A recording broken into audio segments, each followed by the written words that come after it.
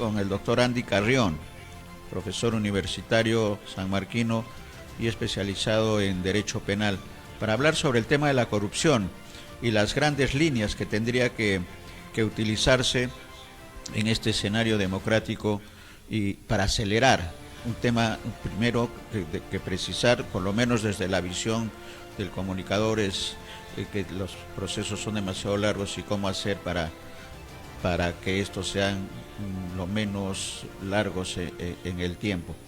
Pero vamos al especialista, al doctor Andy Carrión Centeno. Bienvenido, Andy, bienvenido a Ánfora 2021. Buenos días. Muy buenos días y gracias por la invitación.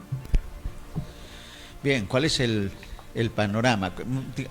Hablemos con Miguel Ángel, hacíamos el comentario, Andy, del tema de la corrupción. ¿Cuál es la apreciación que tienes sobre el tema de la corrupción, cómo se está manejando y qué mecanismos tendrían que afinarse para hacerlo más eficiente y más rápido? Aquí tendríamos que hablar en realidad en base a dos planos distintos, ¿no? El primer plano, que es el plano reactivo, es decir, se descubre un acto de corrupción y este luego entra dentro del sistema de investigación, comenzando por la Fiscalía y culminando posteriormente con una sentencia judicial. Y aquí, por ejemplo, ya surgen los primeros problemas temporales, ¿no? Nosotros sabemos de que los juicios o las investigaciones duran años. Es más, en los últimos casos que se han venido dando, sobre todo en de los partidos políticos, vemos de que algunos ya han tenido 3, 4 años de investigación y recién están pasando a la investigación preparatoria. U otros recién a la etapa intermedia previa al juicio, pero con las complicaciones propias, porque como son organizaciones muy complejas, estas pueden tomar siquiera 1 a 2 años. Eso en el ámbito reactivo, ¿no? Pero también hay un ámbito en el cual se le ha prestado quizás muy poca atención para poder luchar contra este mal endémico, y es el de la prevención. Es decir, cuáles serían los mecanismos idóneos para, no solamente en las instituciones privadas, sino también y sobre todo en las instituciones públicas, implementar programas preventivos que no puedan eliminar ya de por sí los actos de corrupción, pero que sí puedan reducirlos al mínimo y que estos puedan ser controlados de alguna manera, ya no necesariamente por una entidad como es la Contraloría, porque hemos visto de que la Contraloría siempre es también reactiva, sino por una institución propia que pueda coordinar de alguna manera los elementos preventivos de cada una de las entidades del Estado. Yo creo que si combinamos el aceleramiento de los procesos que están en curso y también al mismo tiempo implementamos sistemas preventivos, pues sería un buen indicador para que pueda ya reduciendo de alguna manera no solamente los actos de corrupción una vez estos producidos, porque ya se sobrecarga de alguna manera el sistema persecutorio, sino también actuar de una manera antes de eso. Muy bien, primer diagnóstico, primer análisis. Miguel Ángel. ¿Qué tal? ¿Cómo está, Andy? Qué gusto saludarte. Muy buenos días, Miguel Ángel. Sí, es importante lo que acaba de señalar, que justamente tiene que ver con la prevención del delito. Y además, en el aparato público, si bien es cierto, existe la Contraloría General de la República, muy bien sabemos que su acción es posterior a los hechos, salvo las últimas decisiones que han tomado para actuar en paralelo de las últimas. Pero además tampoco tiene, por ejemplo, un poder sancionador la Contraloría General de la República, y bien sabemos que, por ejemplo, para la comisión de actos de corrupción, tipificados incluso por la misma Contraloría de la República, en este mismo momento existe una buena cantidad de funcionarios que uno lo ve como si fuese un festival de comisión de delitos que están señalados en los informes que aparecen en la página web de la propia Contraloría General de la República. Entonces, ¿qué se necesita? Brindarle a la Contraloría General de la República un marco legal que permita, por ejemplo, tener más personal para evitar la comisión de los delitos, además, una vez cometidos, la sanción correspondiente, ¿o crees que no va por ahí el camino?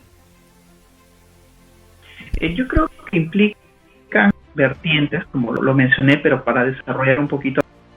Primero, evidentemente, la Contraloría, ¿no? Pero un fortalecimiento que implique determinadas medidas legislativas, como el que se dio como el llamado control concurrente, que bien acabas de mencionar, un control que acompaña a las compras estatales para de esta manera tratar de reducir, por ejemplo, los índices de criminalidad en ámbitos de corrupción de funcionarios. Eso es, yo creo, una medida idónea, una medida que ha apuntalado ya, digamos, afianzar el control ya no posterior, sino más bien concurrente de la propia Contraloría, pero que aún eso, creo yo, está limitado a una actuación casi en el momento mismo de la comisión del delito, cuando se coluden con algún servidor o algún servidor con algún empresario, por ejemplo, para otorgarle algún tipo de contratación con el Estado.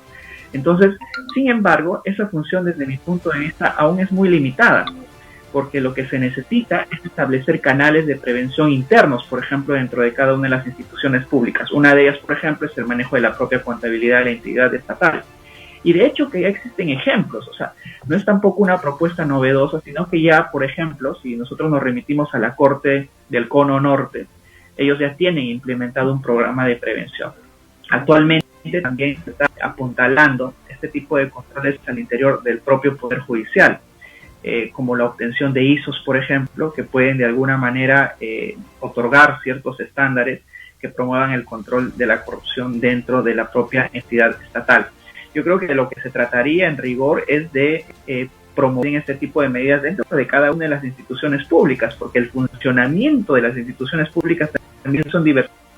No todas tienen el mismo rol, la misma función, sino que por la propia actividad estatal que se cumple tienen diversas funciones, y es más bien este programa de acomodarse a los propios lineamientos de la institución de la cual se trate. No es lo mismo, por ejemplo, implementar un sistema de prevención dentro del Ministerio de Transportes con Provías, que ya está comprobado y hubo muchos actos de corrupción, sobre todo en la construcción de obras, ¿verdad?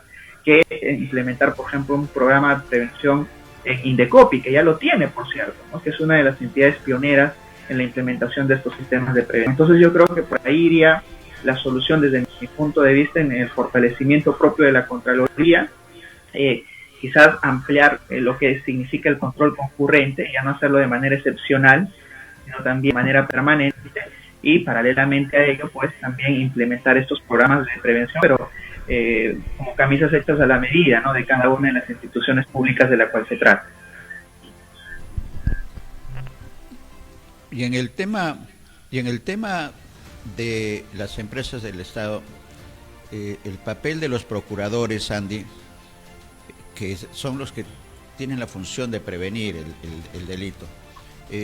No voy a decir el nombre de la institución, pero es una institución pública, que se detectaron hasta 5 casos. El procurador informó a la instancia ejecutiva de la institución, indicando que habían graves delitos en adquisición de bienes, 5 delitos. Pasó a la instancia de la Contraloría, que hizo el implicado en el delito, renunció a la empresa le aceptó la renuncia y se fue. En esos casos, ¿cómo hacer para que esa instancia del procurador a la Contraloría y de inmediato, posteriormente salió ya la resolución de los delitos, cómo mejorar ese mecanismo? Porque son mecanismos nada más de espacio, de tiempo, que también influye, como en este caso que estoy señalando. ¿Qué hacer? ¿Cuáles son las recomendaciones desde el punto de vista penal, Andy, que podría realizarse sobre el tema? Bueno, es evidente de que también los procuradores cumplen un rol fundamental dentro de cada una de las instituciones, ¿no? Ellos tienen una función adicional, que es la de advertir cuando se está cometiendo un delito. Es por eso que ellos, por lo general, son quienes denuncian también actos irregulares cometidos dentro de su propia institución, y que en su momento también debería de otorgársele dicha potestad a los representantes de la propia Contraloría, ¿no? Porque si bien no es cierto, la Contraloría tiene un poder no necesariamente sancionatorio, ubicado en el ámbito administrativo, sería interesante de que también trabaje de la mano de la Contraloría, en el sentido de que artículos, hechos irregulares puedan ir cometiendo dentro de cualquier institución. Obviamente esto pasa por una coordinación macro, las funciones que cumplen los procuradores necesariamente por una propuesta, digamos, sino más bien ya legislativa, de ver y de ampliar y quizás de otorgarle algunas funciones o deberes adicionales para que sean ellos quienes cumplan una labor cuasi preventiva dentro de la institución donde se desempeñan, ¿no? Yo creo que ese sería un poco viendo la problemática desde un punto de vista macro, ¿no? Correcto, correcto. Miguel Ángel. Sí, existe en realidad toda una cultura muy arraigada en el aparato público, tal como lo describe Alfonso Quirós en su libro Historia de la corrupción en el Perú, que creo que todos los trabajadores, aspirantes a tener un cargo público deberían previamente leer. ¿Cómo crees, Andy, que se puede desterrar esta cultura?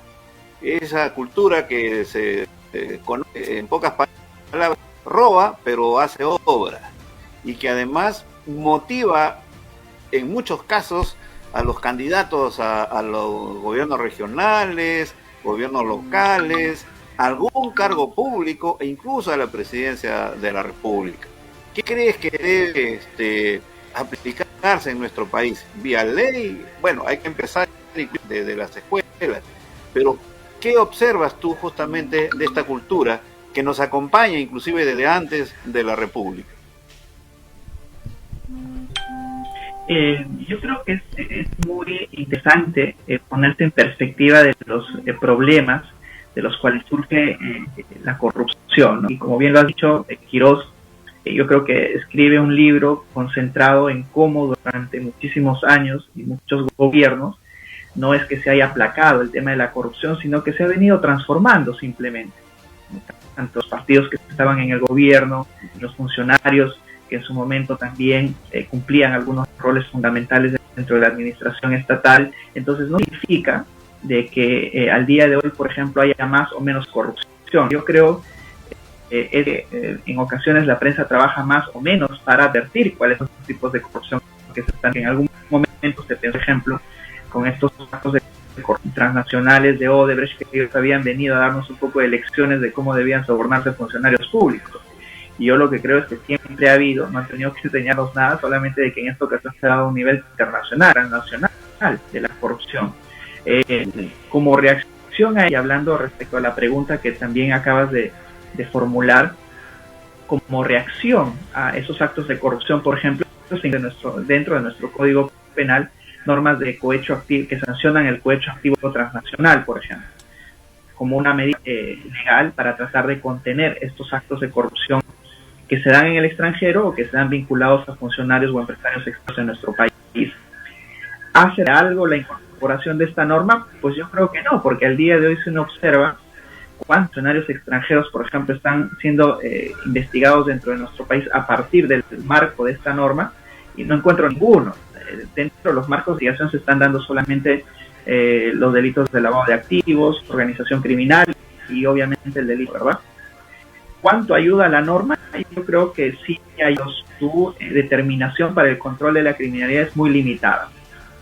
Creo que complementarse siempre con otros ámbitos sociales del control de la criminalidad, por ejemplo el educativo, es muy importante.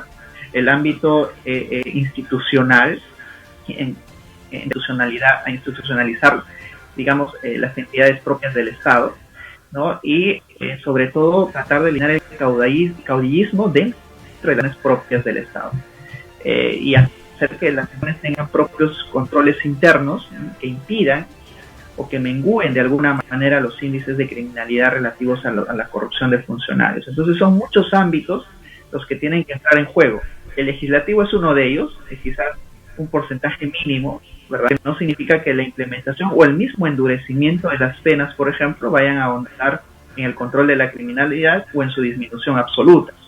Si es que no se trabaja en un ámbito multidisciplinario para el control de la criminalidad en esta corrupción, creo que las medidas legislativas van a tener un impacto muy menor al que se espera. Por ejemplo, las expectativas rebasan y creen que la solución pasa únicamente por el endurecimiento de las sanciones, por la incorporación de nuevas normas, cuando vemos que eso hasta el día de hoy, al menos dentro de los índices de criminalidad, no ha jugado un rol determinante en la disminución de los actos de corrupción.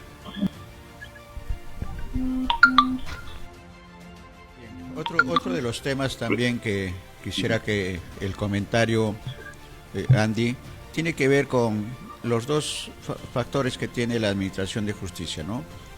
La sanción con la pena privativa de la libertad o no, y la otra que es el resarcimiento económico, la llamada reparación civil, que en muchos casos, salvo mejor opinión, no se cumple, no lo pagan, y estamos hablando de miles de millones de soles que son el derecho que tiene la sociedad en defensa de la sociedad ante un delito. En el caso, si hablamos, es el dinero de los peruanos que han sido digamos, mal utilizados o en delitos que ha afectado a la sociedad. ¿Qué hacer para que el cobro tenga efecto inmediato o tenga efecto coercitivo? Porque no se cumple, por lo menos, como digo, que tengamos conocimiento como comunicadores. El tema de las reparaciones civiles son miles de millones de soles que quedan sin cobrarse. ¿Qué hacer frente a ese panorama? ¿Cuál es la función? ¿Qué debería hacer el Congreso de la República para que este tema pueda ser mucho más impositivo en el cumplimiento? Es que analizamos de una manera objetiva qué ha pasado con las cauciones, con las imposiciones, tipo de sanciones reparatorias económicas. Vemos de que esta institución siempre ha sido la cenicienta de la persecución pública, ¿no? Porque, como bien dices, se imponen penas privativas de libertad, ya sean efectivas o suspendidas, pero el pago de la reparación civil siempre queda en el aire, ¿no? Primero, porque adolecemos de un problema de proporcionalidad. Yo creo que en ocasiones, si la persona va a purgar una sentencia condenatoria efectiva, en ocasiones la proporcionalidad de la sanción, en este caso pecuniaria, no que con los medios que tiene el condenado pueda cumplir realmente ese pago. Yo creo que en el trabajo de Montesino y Fujimori se ha hecho un trabajo interesante en el sentido de ir más bien a donde ellos depositaban los dineros producto de casos de corrupción o de sobornos. Yo creo que eso podría ser en ocasiones una medida más efectiva antes que la medida y única imposición de una sanción pecuniaria, ¿no? Que viene de la mano de la sentencia condenatoria. Los problemas también surgen en rigor de que los procuradores, Procuraduría, la que se encarga precisamente de fomentar el pago de la reparación civil, no ha sido muy efectiva quizás en el cobro de este tipo de reparaciones. Vemos que en el caso Odebrecht sí tienen una participación un poco más activa y han llegado incluso a acuerdos previos, acuerdos paralelos también a los que ha llegado para que empresas como Odebrecht también puedan dar un tipo de reparación. Y eso yo creo que debería de apuntar solamente a este caso que está vinculado a las brasileñas, sino también a todos los demás casos paradigmáticos y simbólicos de delitos de corrupción de funcionarios, ¿no? Yo creo que solamente apuntalando y afianzando el rol de la Procuraduría podría llegarse a cubrir mayor espectro de las reparaciones civiles, pero al día de hoy su diagnóstico es exactamente lo que está sucediendo, ¿no? De que no podemos decir de que se esté de alguna manera cobrando estas reparaciones, sino más bien dejándose al aire y posteriormente dejándose sin cobrar, incluso aún cuando los que son dados a condenas efectivas salen ya de la cárcel, ¿no? Exactamente. Claro. Me gustaría más bien, Andy, ir a otro plano. De esto que está escrito, que existen las instituciones, pero que los resultados quizás no dicen mucho de lo que se supone de haber logrado.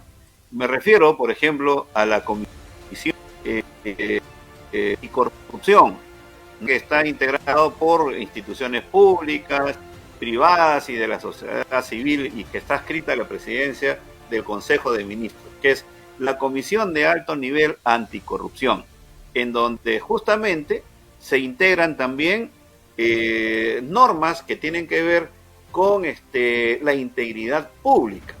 Y a mí me preocupa cuando, por ejemplo, en la página relativa a esta comisión se señalan cosas como la siguiente: Metas del Plan Nacional de Integridad y Lucha contra la Corrupción registran un nivel de cumplimiento del 70% al año 2020.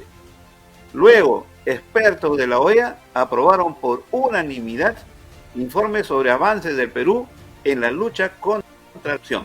Es decir, con este tipo de información estamos en otro mundo. No habría corrupción. O sea, ¿cómo tiene que ser el enfoque desde el Estado, con la intervención del sector privado y de la academia, para realmente ser concretos en una lucha clara contra la corrupción? Porque con ese tipo de información pareciera que aquí no pasa nada. Pero ya sabemos que por lo menos al año se pierde más de 25.000 millones de soles justamente por pésima gestión y más aún por casos específicos de corrupción. ¿Qué opinas?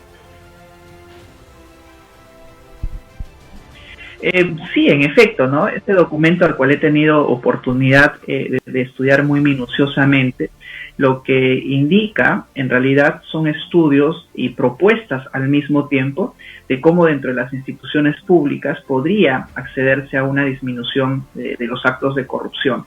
Obviamente que esta comisión primigeniamente la conforman tanto instituciones del ámbito público como del privado, y así también como académicos que en su momento han formado parte de la Comisión de Alto Nivel Anticorrupción.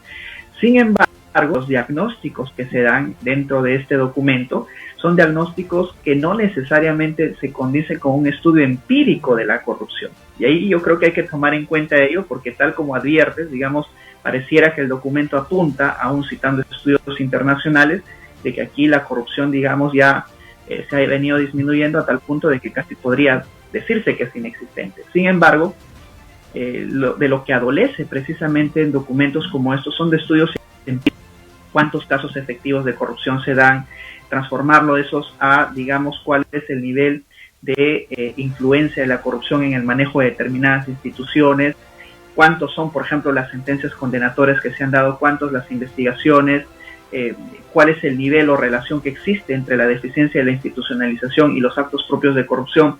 Son todos estos indicadores que no necesariamente están abarcados dentro de este estudio, pero que sí debieran en realidad venir de la mano de un estudio evidentemente empírico de la problemática que estamos abordando. Y cuando uno tiene el trabajo empírico por un lado y el trabajo académico o digamos institucional por otro lado, se va a dar cuenta de las enormes diferencias que existen entre una y otra.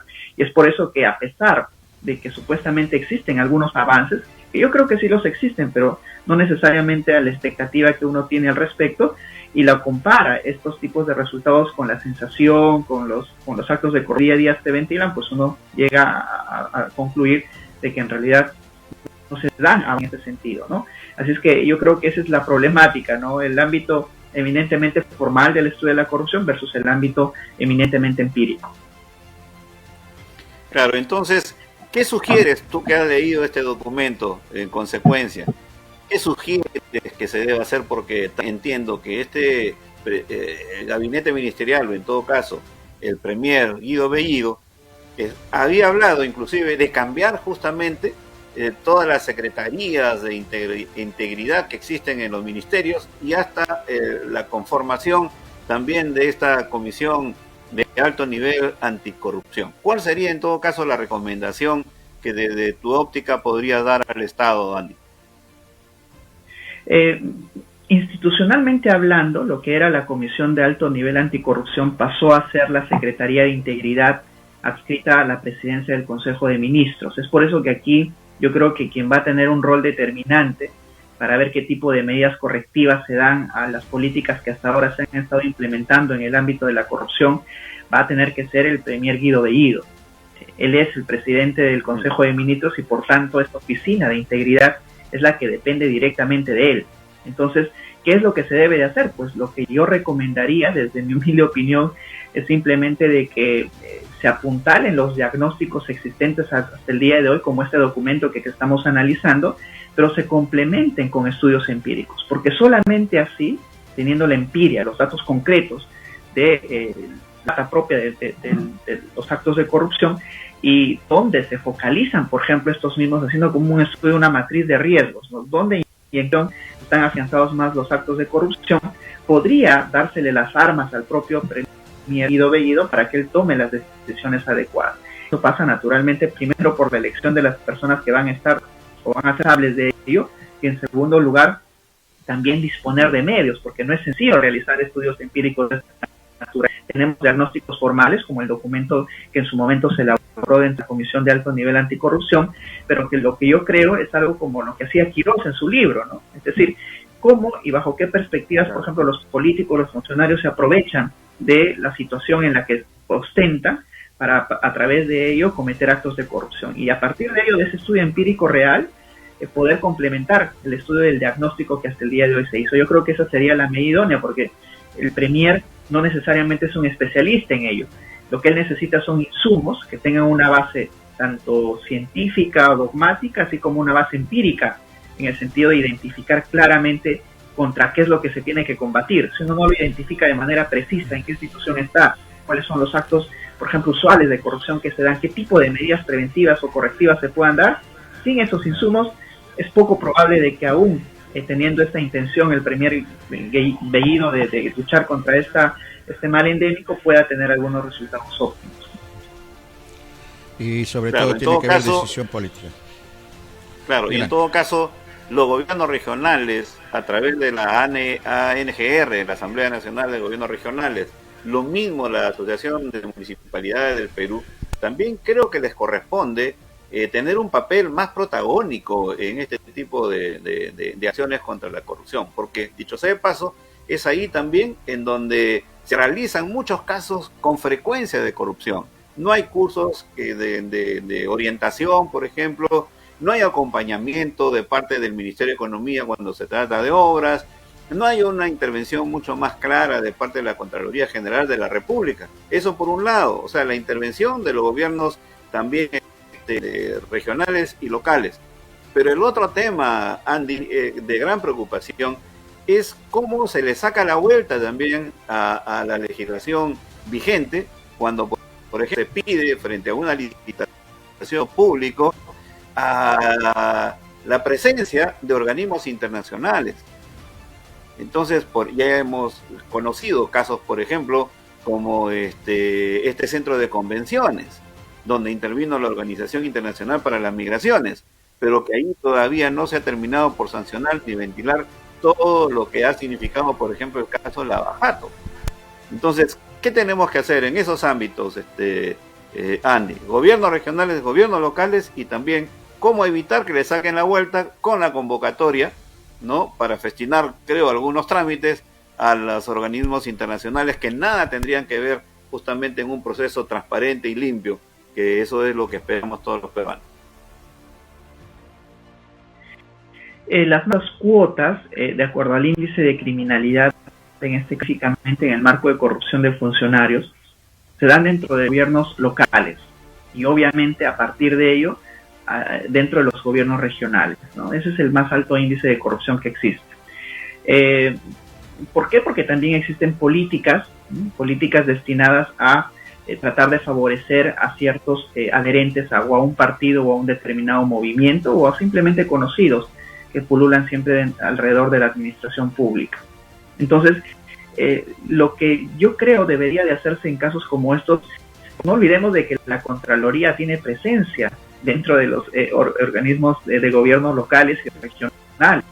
Y una pregunta que de verdad debiéramos hacernos nosotros es, ¿por qué en su momento, a pesar de que hay muchos documentos que se dirigen a la Contraloría para determinados controles, no se advirtió de hechos evidentes de corrupción de funcionarios, ¿no? Lo que hace la Contraloría siempre es ante la denuncia de un ciudadano, cuando ya se realizó, pero no los mecanismos idóneos de control y se identifican recién ciertas irregularidades, es que la entra a tallar. Entonces, yo creo que la Contraloría no es el organismo idóneo necesariamente, porque ya lo ha demostrado durante muchos años que no es idóneo. La reacción de la Contraloría siempre es ex post, después de cometido el hecho. Lo que yo creo que se tendría que hacer en este caso es lo que conversamos hace un momento, fortalecer las procuradurías presentes dentro de los organismos locales y también regionales y otorgarles deberes adicionales. Una cosa es de que el procurador, por ejemplo, solamente se encargue de velar por los intereses formales de una determinada institución, pero otra cosa sería si es que normativamente hablando se le impone, por ejemplo, al procurador de velar por la conducta ética de toda la institución. Naturalmente él no va a ser garante de todo delictivos que se cometan dentro de la institución. Al menos va a tener un deber adicional de velar ya activamente porque se disminuyan en realidad, porque no se puede eliminar de por sí ya cualquier acto corrupto, pero sí disminuir la probabilidad de su comisión dentro de la institución en la que le toque laborar. Claro. Muy bien, de manera que el tema, hemos analizado, creo, gran parte de la problemática de la corrupción en nuestro país, con el agradecimiento, Andy, por el tema. Y falta, creo que en otra tenemos que analizar un poco también la participación y la intervención de la sociedad organizada. Hemos tenido la oportunidad de conversar hace algunos días atrás con la vicepresidenta de esta institución que se ha creado recientemente, poco tiempo, de Empresarios por la Integridad, que su principal función es luchar contra la corrupción. Nos parece un buen paso. Y tiene que ver otros ejemplos, porque no solamente el tema de la corrupción es tarea del Estado, sino también de la sociedad organizada, y bien por esta institución, Empresarios por la Integridad, que nos parece sumamente interesante. Gracias, Andy. Va a quedar en la agenda entonces conversar sobre el papel de la sociedad organizada en la lucha contra la corrupción. Hasta cualquier momento, un abrazo. Claro que sí. Y vamos a seguir, gracias Andy, y vamos a seguir con el tema, porque luego de una breve pausa vamos a regresar para conversar con el doctor Javier Gamero, que nos cita.